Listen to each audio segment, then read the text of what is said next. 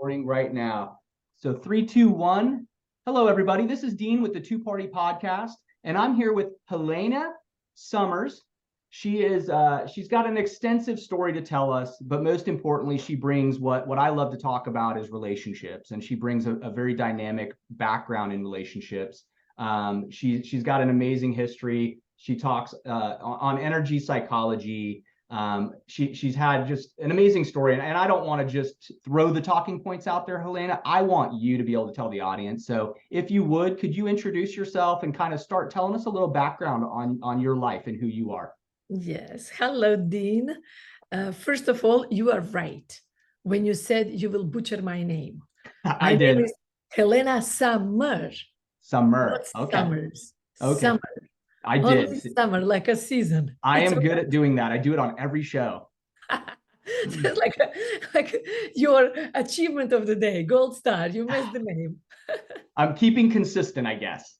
Good job. Okay. So yes, I'm Helena Summer.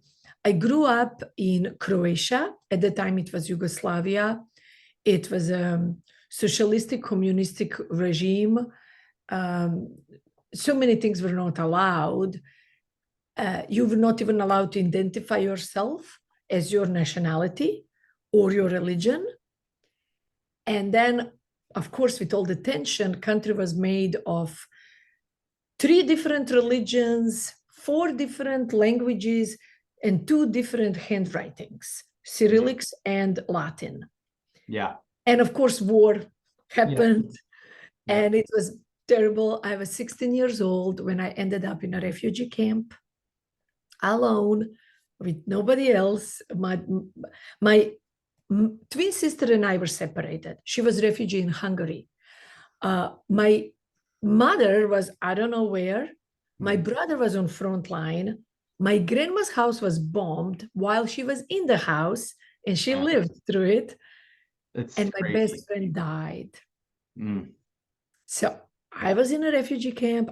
I didn't know what's going on. And I remember the feeling, oh my God, I have nothing. I have nothing. I don't have money. I don't have no cell phones in 1991. I don't have money. I don't have food. I only have the clothes on my back. Right. And then my second thought was the enlightenment moment, but I have my heart. Right. And my next thought was, yeah, but my heart is full of hatred. Right. I hate war. I hate Serbians. I hate them. I hate myself. And I was like, oh my God, I am the part of the problem. Because I was living in that energy of hate. Yes. Yeah. War just a very dark feeling. And yeah. Exactly. You nailed it. War is ultimate insanity. And I was part of it on a small individual scale. Yeah. And that day in the refugee camp, what I was birthed out of it was my desire to actually flip this around and to figure out how can I stop the war with love. Yeah. And of course, I could not stop the war, but now I can. Yeah. I stopped so many wars in our heads, in our hearts, in our relationships, because that's when it starts. The domino effect is not over there, the domino number 733. No, it's me. I'm the domino one. Well, and like you just said, every war is started by a bad relationship, really. You know, at some point, 2 countries have a bad relationship, and that starts a war. And so that's profound.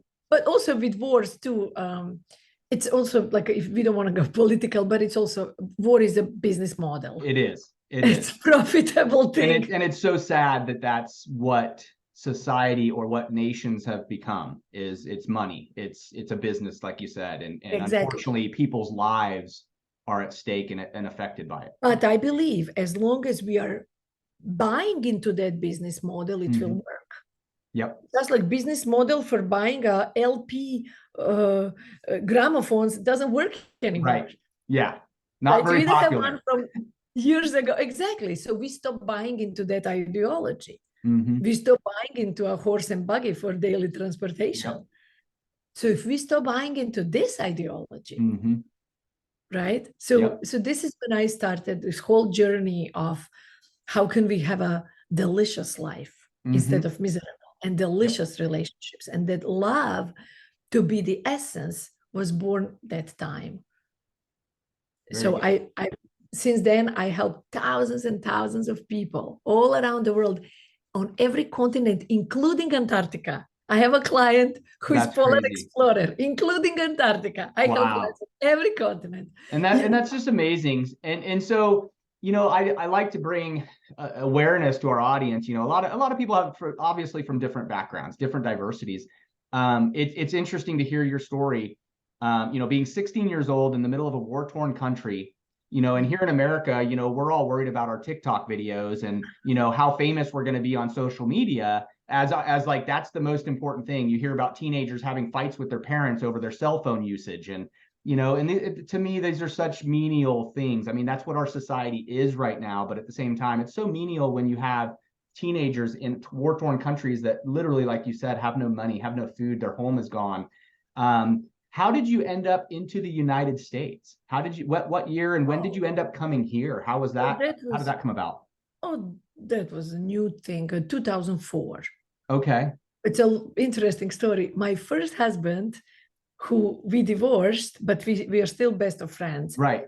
He arranged my second marriage to my second husband in Hawaii. That's not awkward at all, right? No, it's so normal. Totally normal. Totally normal. Yeah, that's what happened. Now, are they still, they're good friends then? No. Not really? No. They like, he's good friends with me. He was not even friends with him. Oh. He looked online and he was looking for a man for me. Yeah. And he said, this one, gorgeous man. My Hawaii husband, oh my gosh, the combination of Tom Cruise and Mel Gibson. Gorgeous surfer dude, blue eyes, dark skin. Oh my God. And I was like, no, I don't want a handsome man. I'm afraid. Yeah. This is like that's bringing problems. Is going to happen. He said, no, you should have a handsome man, so you have beautiful children, and you should go into Hawaii and learn to surf and have a life, live a little. Don't be so scared of everything. Don't be so, because I was happy. I survived. I was very humble. I lived a life of celibacy, simplicity, and poverty, devoted to God, all of this. So he's like, no, live. Now it's time for you to live. This is how I end up in America. That's so funny. Your ex-husband chooses your next husband. I love that. That's great. And it's funny because, again, just touching on relationships, you know, my wife and I, there's a lot of my past relationship, my exes that I'm friends with, and on whether it's on social media or whatever. And a lot of people are like, oh, I don't talk to my ex and this and that and the other. And I think I only have like maybe a handful of exes that I really don't communicate with. Like there was that that relationship broke. There was just no way to mend even a friendship. And so my wife's, you know, she's friends with half of my exes online because like they keep in touch with me. And there's no hard feelings. There's no jealousy. She understands I was younger. That was a relationship that didn't pan out. We understand it. And so those discussions and friendships can be there. It's not about a jealousy. It's not about what you had with them. It's about what I have with her and just being adult about it, being mature about it. Yes. So that's interesting. And so that's how you ended up in Hawaii due to your ex choosing a new husband for you. That's great. So when you arrived in Hawaii, then how was that? I mean, coming from Croatia, coming from that situation you lived in, and then coming to America, was that kind of a little bit of a culture shock, or no? No, because I actually I traveled the world. So I was in Croatia, war, refugee camp, all of that, and then I became a nun. Okay. And I was in a missionary kind of traveling. I lived in Germany, Switzerland, Austria. My first husband was Slovenian. We traveled around the world. We've been to India, Singapore, Thailand, Malaysia. And then I lived in Tokyo. Okay. So I pretty much moved from Tokyo to London. And in London, I met my Hawaii husband. And then we went to Hawaii. So I kind of already knew tropical life, and I already knew that. It was, many years passed from war till 2000. Okay. Well, very good. Very good. Mm-hmm. So, and then so in Hawaii, you were hosting a TV show there. Tell us a little bit about that. It was called Living Delicious with Helena. And it was pretty much made because I wanted to meet local people. Mm-hmm. And everybody likes to come to be as a guest on a show. Yep. And this is why I think you are brilliantly smart. This is the most beautiful way to meet a lot of people and develop relationships and have, oh yeah, I know somebody in Texas, somebody in Hawaii, somebody in Colorado. So you can get some kind of connection and nurture those relationships. Yeah. So this is the reason. I was new. I didn't know anybody or anything. My English was terrible. And I was still daring myself to do something that I needed to become part of community. Yeah, and that's huge. You know, everywhere I go, I try to find my place in my community. You know, I've lived in 40 of the 50 states. I've lived all over. I've you know, whether it's been work or just personal reasons, I've moved all over the United States. So every time I move somewhere, I do try to integrate myself in the community in a positive way. I always try to find somewhere where I can help. Whether it's you know, helping at a shelter or just overall getting involved with community politics, just to help the community that way, to better the community. And I think that's important. You got to build relationships where you're at, with the people that are around you. You know, to me, again, there's nothing more important than the relationships we have. Those are the things that make us who we are, let alone those are the things that help others grow. And to be unselfish about a relationship and help other people grow is really, to me, important these days. You know, it's great for me to work on myself for the rest of my life, but that's kind of selfish if I'm not willing to put a little effort into relationships with others and help them build their relationships. And that's why I love what you do. And that's why I love what you do. I love the opportunity to be able to meet people, and this show has really helped me to reach out to people like you and people around the world that I've had as guests. And it's been an honor to be able to speak with people around the world, hear their stories, and their stories touch my life. You know, that's the thing is every guest I've ever had on the show, they've had a little bit of information that has helped me. And to me, that's so important. And then me being able to benefit the audience by giving them the information from this guest is just amazing. Let's talk about, there's so many things I really want to touch on. And I was looking at the profile and I was doing a little research. So healing, let's talk about some of these things you've discussed in relationships. Healing apology formula, sustainable to supreme, gold digging, which I think a lot of people think of different terms with that. And then 8 feminine superpowers. I mean, there's so many little talking points I'd love to go over. Let's start with one that you enjoy talking about. Let's touch. I enjoy them all. So you started with healing apology formula. So in every language, there is a sorry word. In Croatian, in every language, there is a word that is just like, I stick it on and everything should just be fine. Right. But there is that level of inner witness, loving witness, pure presence that heals, not the word sorry. Sorry is a faux apology. Yeah. And I had a very traumatic experience sexually, something like rape and stuff.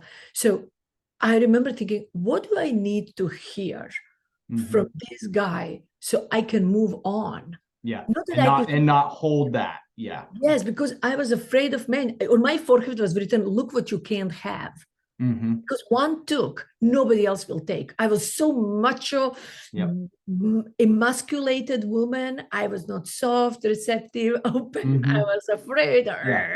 Angry, always on the offense and have the defenses up. Yeah. Yes. And I would just shatter a man to pieces for nothing wrong. He did nothing. But my fears, because of trauma, were so big. So I was sitting down and writing for a long time until I could find the formula. Okay. If he says this and then this and then this, and no, I don't want this. It was a long inner process that got me to suddenly feel, this feels good. Right. So it's basically, it's a five step. It's a formula of 5 different paragraphs or sentences that could be spoken to really, number 1, acknowledge the other person if you did wrong, or in my case, I was imagining that he, number 1, acknowledge my feelings. Right. Number 2, accept responsibility. Not say, oh, it's you crazy woman. Right. Right. But just accept, oh my God, I've done this. Yeah, there's very valid engagement, very valid emotions Yes. and feelings. Yes. Yes. Number 3, connect. Create a connection, create a bridge.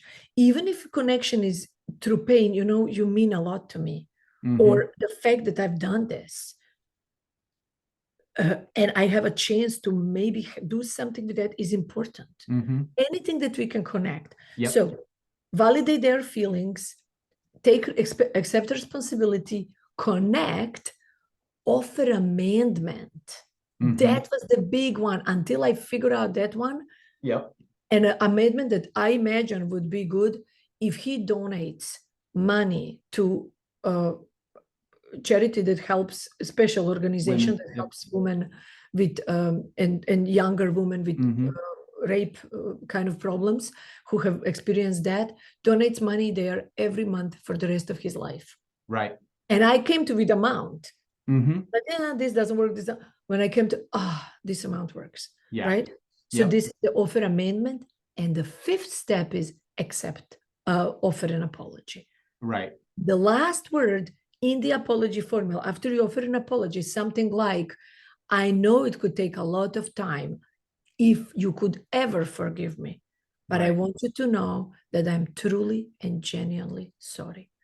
Right. That's the only time you said the word sorry, after you said all of these 5 after things. you get through these steps of healing, really, helping you heal, as well as working on that relationship with a person who may have harmed you. That totally makes sense. Yes. So when I came to that, I could feel better, and I could look at each one being his own man, his own person. Here is Dean. Right. Here is Lexi. Here is Mark. Here is Jason. Versus, right? Yeah. So I actually became empowered by my own search for right words that could witness the pain and growth, not just, oh, you poor thing, oh, get over it now, right? So this is something that I created, and I use this a lot. And sometimes when my husband screws up something, he comes, hold on, he finds a healing apology formula. He's like, shh, and he's reading, and I know he's totally using my formula on me, and it's working. But and it's working, and he's trying. Because the act of willingness, you nailed it. Correct. Act of willingness heals. Witness heals everything. Accountability. Sometimes it's about accountability. Sometimes people have arguments, and they're still mad at the person. They make the apology, they make the amends, but they're still arguing. They still are holding back something. And sometimes it's about just hearing that the other person is accountable. The other person's admitting they're wrong. And that's really sometimes what one person's waiting to hear to end the argument, is just like, hey, you admitted it, and you accepted it, and your behavior was wrong, and I know my behavior in that portion was wrong. So and that's the healing part of that, and that's amazing. And to simplify it into 5 steps, because a lot of people, these are lifelong. Some people have trauma that's lifelong. They're living with this guilt and this fear and this, and because of this guilt and fear, they live with lifelong. Every relationship they have is broken, or they sabotage these relationships, right? I help clients use this formula for a parent who died. They imagine apologizing to the parent and the parent apologizing to them. Right. I have a client, she used it for her ancestry line. They were all slave owners, and she felt super guilty to this day about it. And then when she did that, apologized to all the slaves and brought all of this. Her way to help let go of that negative energy. And she started like, oh my God, I'm so much lighter. I have a client who used it to apologize to her house because she was a hoarder. Oh boy. And she used it like, you sheltered me, you honed me, you protected me, and I treat you like you don't matter. Right. And that's very profound. I mean, and that people don't realize the little things, that's a great example of, like, people have hurt in every aspect of life. I mean, everybody has a different level of hurt. What may be, like you just said, a client whose house may be her biggest fear and guilt. The next person, it could be something as simple as, breaking a family heirloom that they were supposed to carry on through the family. I mean, there's just so many things that people hold on to, and everybody's different. What's important to me may not be important to the next person. And that's very profound.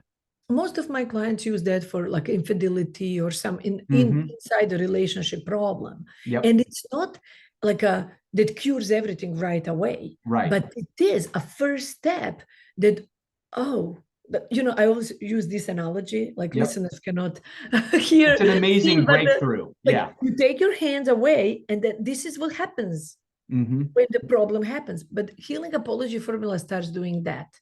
It doesn't go from here to this. Right. But it helps It's you the process of it occurring. start looking at each other. Okay, you're not such a villain that I painted you to be. Maybe we can.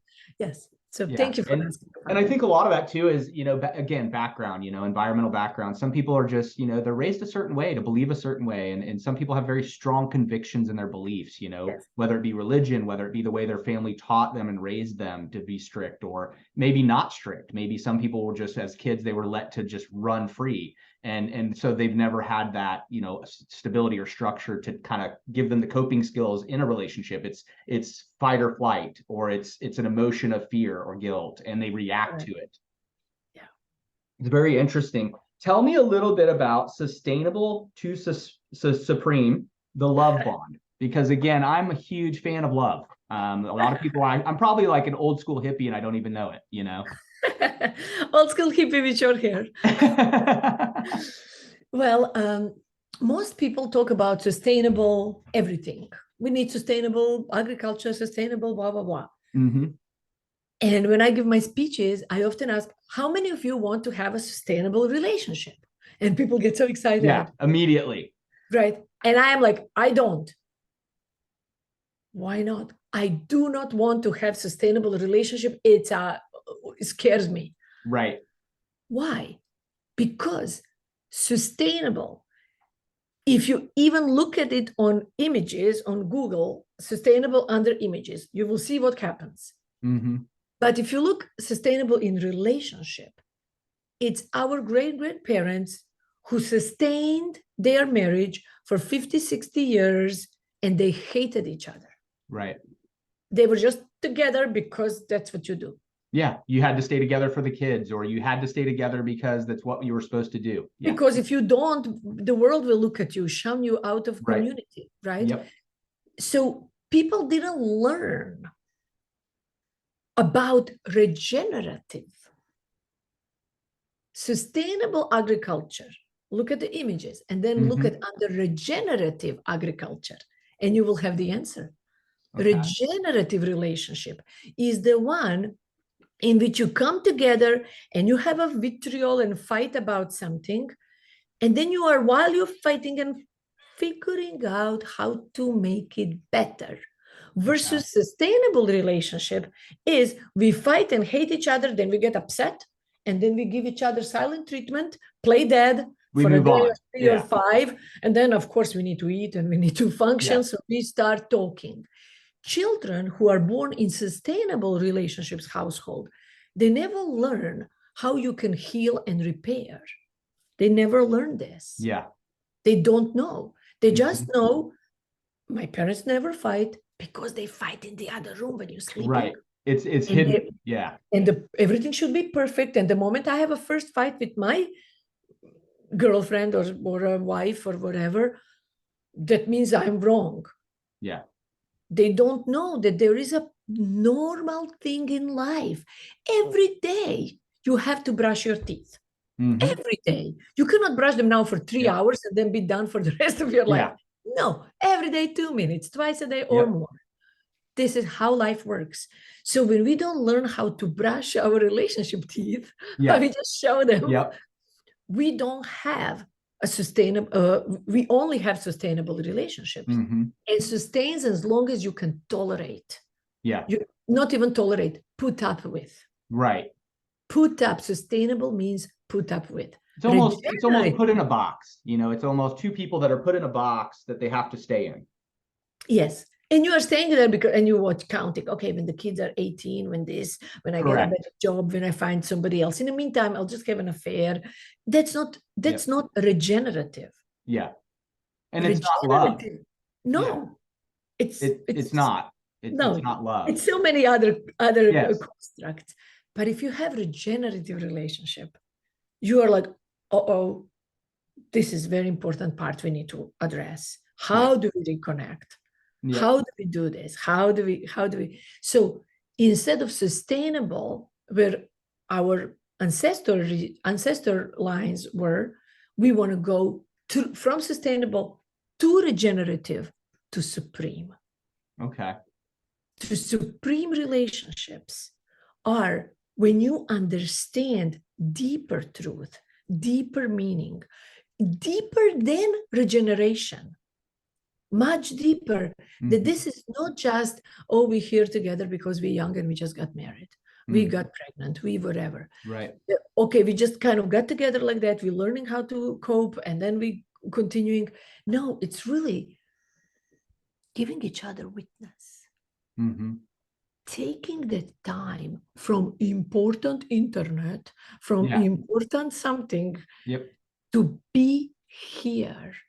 Because the purpose, if you think evolutionary, the purpose of a relationship, only one, is growth.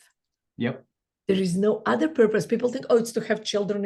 No, that's biological byproduct. Correct. The purpose of a relationship is to grow. It's I love that. I love that. And it's just so true. I mean, what is the purpose of a friendship? If, whether it's, when you're younger, you get in trouble with your friends, but as you get older, what is the purpose of a friendship if it's not to support each other, to grow in different aspects of life, to support each other through hardships even? I love that. I've never heard it put that way, that, what's the important thing is growth. It really is. And again, you and I talked before the show, life is so short. So why not grow during that life and sustain? The other thing that as you were discussing that in that supreme, getting to that regenerative to that supreme, is what crossed my mind is the work. People don't realize when you get together with someone. So my wife and I, prime example, I'll just use that, is my wife is from a very Christian background. She had a very loving home, a very loving mother and father, sister, brother. Mine was absolute chaos. There was, you name the dysfunction in my household growing up, and it was there. And so we are complete opposites. So we butt heads on a lot of things. It's when we first got married, my wife was like, whoa, you can't go take a nap on the couch. We don't do that on our furniture. Our furniture has to stay nice. When I grew up, we were lucky to have a couch to sleep on. And so it was like, wow, I have a couch. We're adults now. So there were so many things we had to work out to even understand each other in the marriage. And so many things we had to find that common ground of like, okay, you don't want me to do this because that's how you were raised, but this is how I was raised. And people don't realize how much work there is to make two people coincide and exist together in a relationship, whether it be a marriage or a friendship. There's work to be done. And again, what comes after work is growth. We don't go to our jobs or work for businesses or own businesses that we are just working a business 9 to 5 for nothing. There's a reason. There's growth. There's profit growth. I mean, there's reasons. So the way you put that makes so much sense to me, to have growth in your relationships. It's the most important thing. Yeah. And all this work, most people think you can choose work or play. Yep. People don't understand that the opposite of play is not work. Nope. Opposite of play is boredom. So we need work and play. And opposite of work is inactivity. Yep. Not play. That's why the most beautiful, regenerative, and supreme relationships, they are very peaceful and playful. Yeah.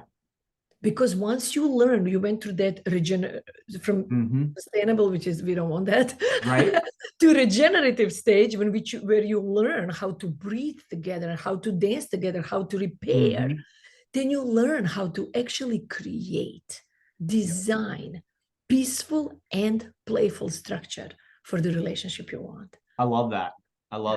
That's beautiful. This is a funny one. I think I want to touch on this one. Crickets in the bedroom.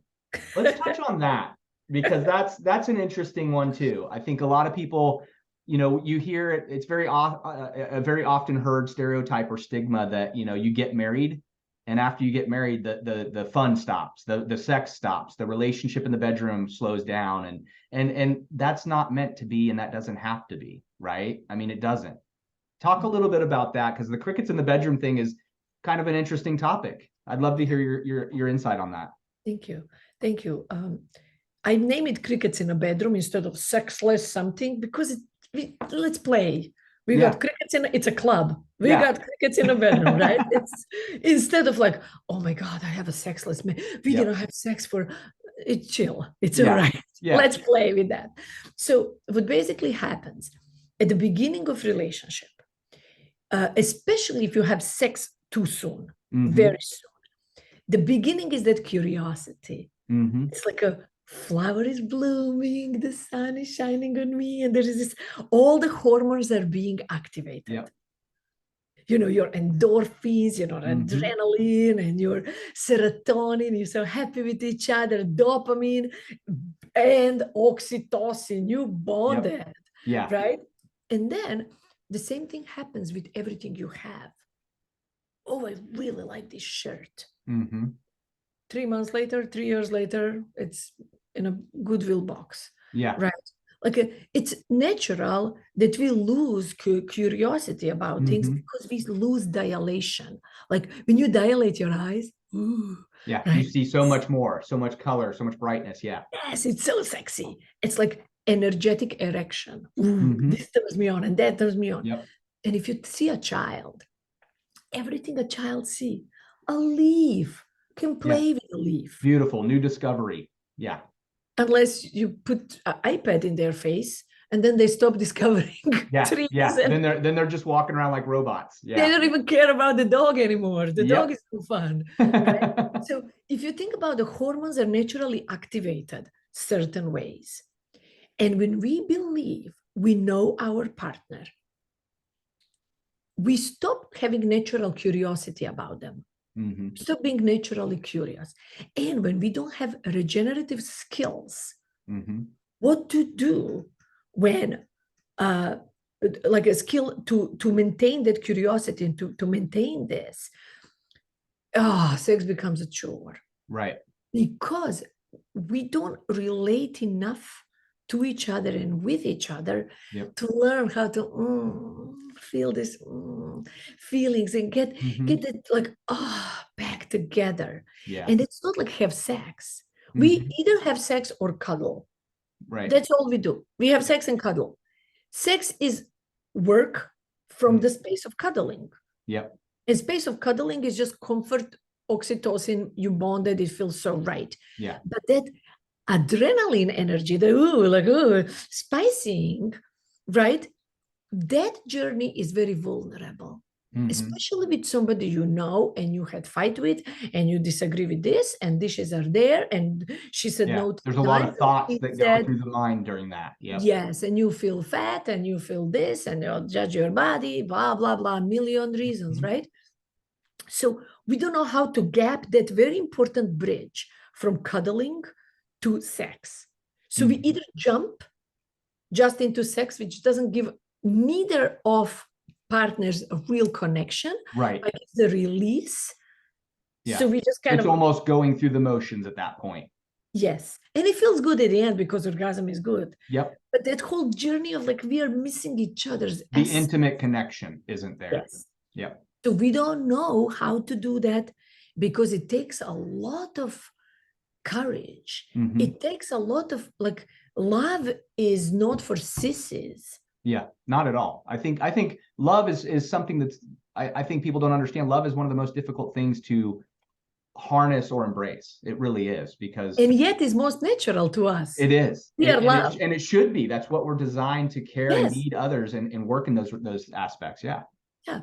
So basically crickets in a bedroom is about creating, I actually, my program on crickets in a bedroom is about feeling seen, desired, and connected in 90 days or less. Yeah. In order to create a relationship that is peaceful and playful. That's great. I love that. And it's giving your witness to the partner. It's asking for the witness. There is so much in feeling seen, feeling desire, feeling connected, and you will have way more peaceful and absolutely more playful relationship with I love it. I love it. This The next one I want to touch on is gold digging. And again, I think there's a lot of people in the audience going, oh man, I dated one of those, because everybody thinks of this, what gold digging is. Let's touch a little bit on that, because again, I'd love to hear your perspective on what your meaning of that is. Yes, I'd like to be a little controversial. Yep. My teachings are not always politically correct, but they're definitely always scientifically accurate. Yep. So what I teach gold digging is digging the gold in the heart, gold in their personality, gold in their actions. I always tell my people, do this, Dean. It will make magic in your relationship. Listeners, do this like a 1 week, train yourself a little challenge. Dig every day 3 golds from your partner and tell them 1 gold about who your partner is as a person. On time, reliable, with children, great mother, a beautiful artistry does something, or just the presence is so bright. Complement their character. So peaceful. Yes. Yeah. Find 1 thing that is golden, genuine. Yep. And share that. 1 about their character. 1 about how she makes you feel. Who she is to you. When I show up with you out in a public, I feel so proud. I feel like a bigger man. Right. Like we are a team. We are really cool. And this is because you always, you got my back, and I always love watching you. How can I support you and protect you and make sure that you are all good? Like something that acknowledges who she is to you. And then a 3rd gold is who she is to the world. World meaning your family, your children, or in-laws and a further family, neighborhood, workplace, anything like that. Community as a whole. Yeah. As further, or in your case, you are international host, podcast host, right? She would praise that thing about you. Yeah. And the great thing I love about my wife is she does support it. There's so many things that she's like, you are crazy. What are you doing now? I've owned so many businesses and done so many things. And she's like, what in the world are you getting yourself into now? But from day one, she's really supported this. And I think she realizes that this is something that's a healthy outlet for me. And it gives me an opportunity to do the things I love, which is talk and meet people, which is something that drives her crazy because she's not that extrovert like I am. And so it's just fun that way. We have kind of fun with that conversation a lot. So if you dig 3 golds every day, and you can tell her, oh, this Helena Summer, she shared about gold digging. So I'm just going to dig the gold every day, 3 golds about you. And then she would be all, trust me, she would be, yes. She would listen. Right. She would see you. Yeah. Everybody wants to know, if you start your sentences with, you know what I like about you? She will suddenly hear you, even though you have to yell from the other room, close the door, or blah, blah, blah. She doesn't hear that. But when you say, you know what I like about you? Ears open, right? So, and then if you do this every day, on a day 2 or 3, when she does something, you can instantly say, that's gold. When she says something, that's gold, baby. So you are creating a culture in which we focus on what is good about our person. How many times they are all this women, they're married, have families, they meet, and they're just, my husband, BS, BS, BS about each other. And I always say, a bee goes to the flower. A bee goes to the honey. Where does the fly go? Not where you want to be. Do you want to be a fly? Or you want to be a bee? Up to you. And if you know, I always say relationships are the most delicious form of personal development. There is nothing more delicious. If you do it right, oh my God, absolutely fantastic. And I love the fact that, what you're discussing and talking about here is something that just comes to my mind is I don't really know a person I've ever met that doesn't enjoy a compliment even. Anyone, not just women. Women love compliments. They love to be acknowledged and given that attention. But what we don't talk about a lot is even men like that. Even men enjoy being acknowledged. They're as we used to say, support and stroke their ego.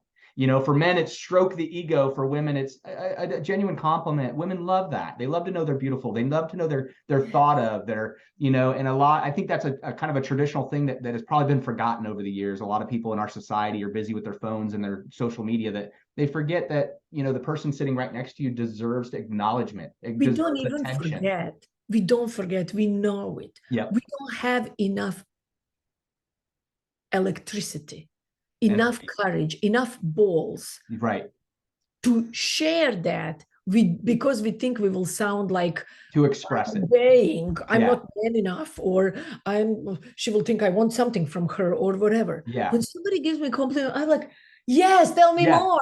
Yeah, you want to soak it up like a sponge. Yeah. Yes, but most people, oh, you have a beautiful hair. Oh, really? I forgot to wash it. Yep.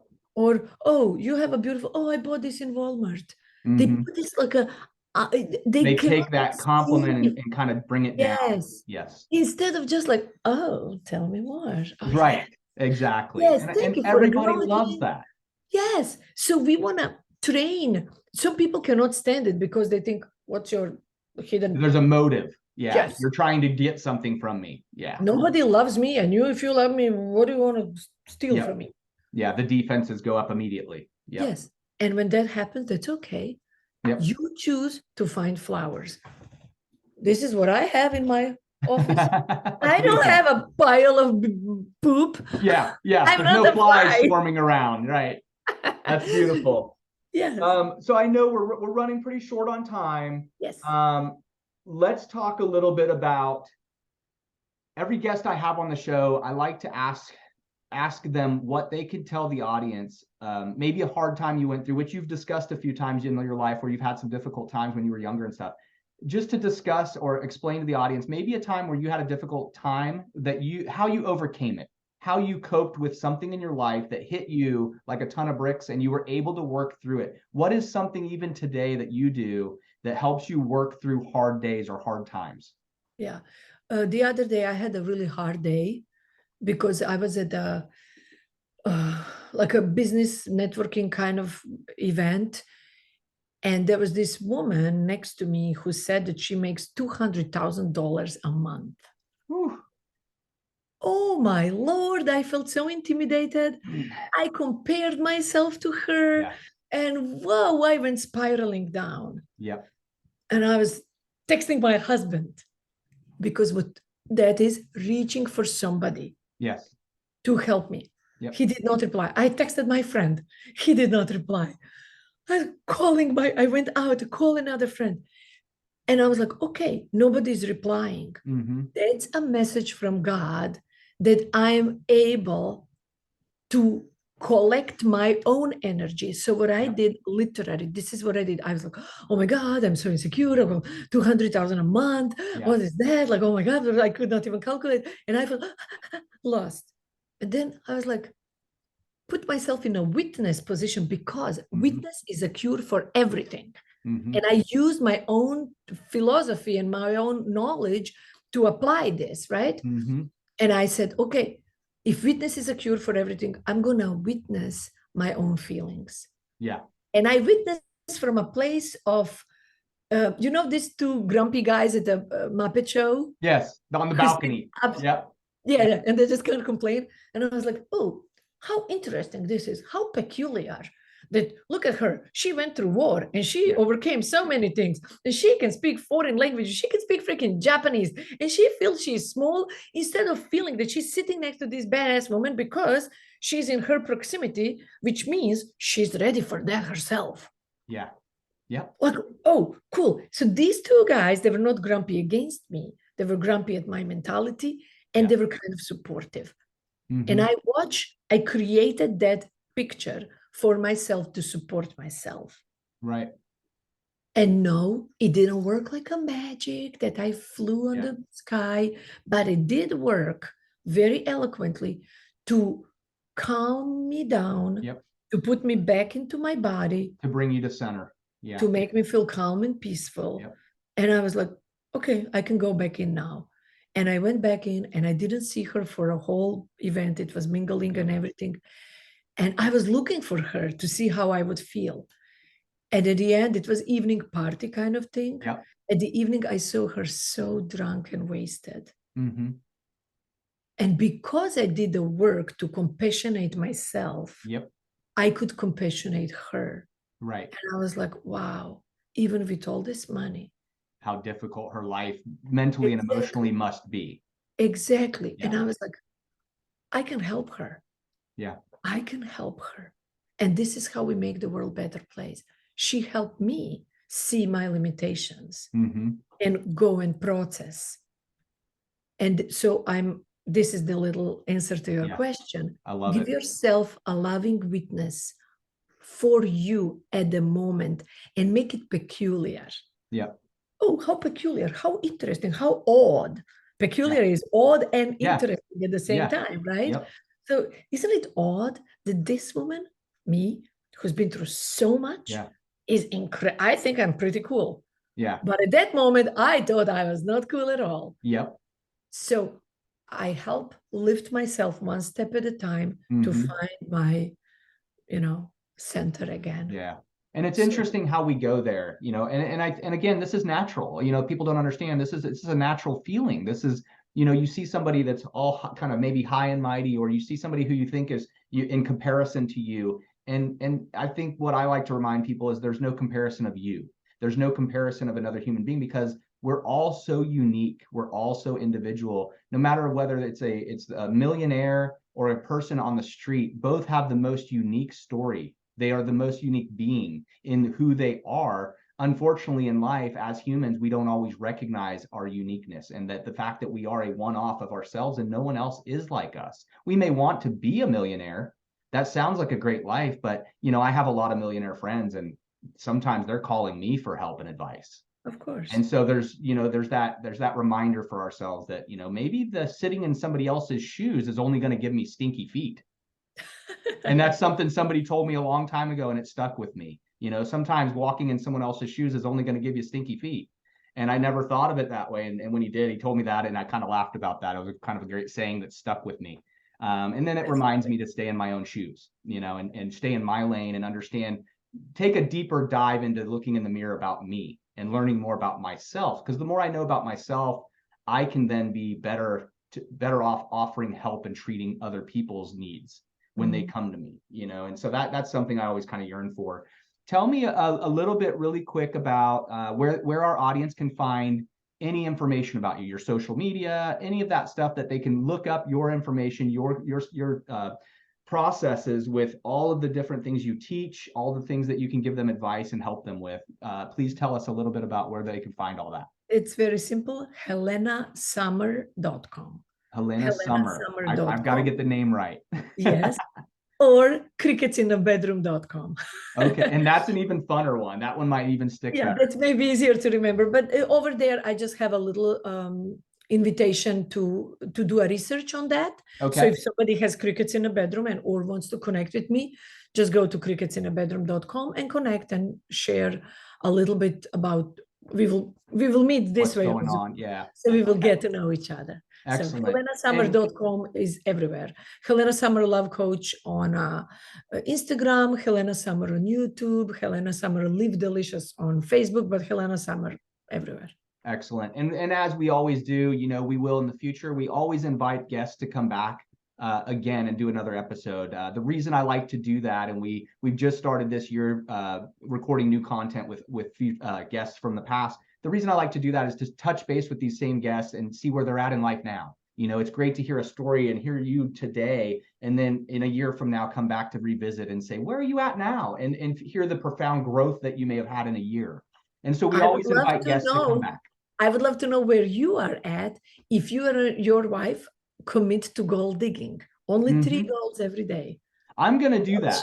It's fantastic. My wife, she needs love, and sometimes I'm not always there, and she reminds me of that. And I think that's a very good point. The gold digging, something that I need to brush up on. Something as a man, I'm not really holding up my end of the compliments in the marriage. I mean, digging the gold, it's not easy. Yeah. It's not easy. You need to dig and sweat, and sometimes you don't find any gold. Yep. But the process of digging makes you better, makes you stronger. You accomplish certain parts. If somebody gives you an acre of land and says, you have 10 grams of gold here. Find it. Yeah. You And either I'm dig telling for you, it or you just get stuck with land and you're stuck with land.